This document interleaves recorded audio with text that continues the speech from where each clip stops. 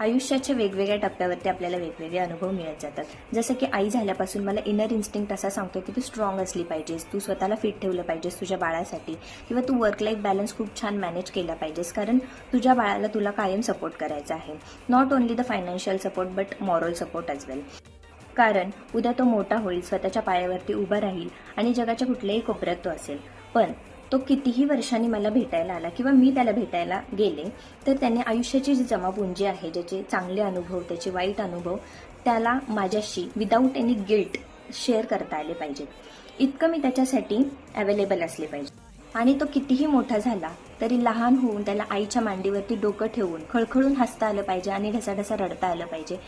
हा बॉन्ड मला त्याच्याशी कायम स्वरूपी मी जिवंत असेपर्यंत ठेवायचा आहे. कारण आज आपण बघतोय की कॉम्पिटिशन इतकी वाढलेली आहे, इतके स्ट्रगल्स आहेत की आपल्या जनरेशनला जे स्ट्रगल आहेत, जे काही कॉम्पिटिशन आहे, त्यांच्या जनरेशनची खूप वेगळी असणार आहे आणि त्याची आयडिया आपल्याला नसणार आहे.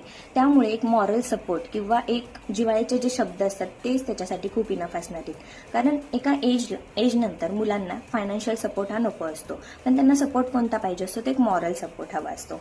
तर तो देण्यासाठी मी कायम असली पाहिजे.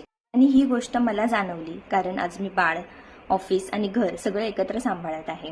पण कधी दिवस असा असतो ना की आपण खूप फ्रस्ट्रेटेड झालेलो असतो, अगदी रडकुंडीला आलेलो असतो. त्यावेळी आपल्या मनात विचार कोणाचा येतो, मी फोन लावून ही गोष्ट कोणाला सांगू, तर तो आईचा येतो.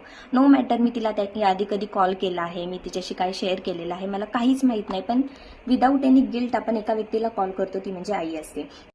कारण तुम्हाला माहित आहे की ती व्यक्ती अशी आहे की ती तुम्हाला जज करणार नाही की तू बाबा तुझ्या चांगल्या वेळेत तुम्हाला फोन नाही करत पण अशा वेळेस फोन करते नाही, असं कधीच होणार नाहीये.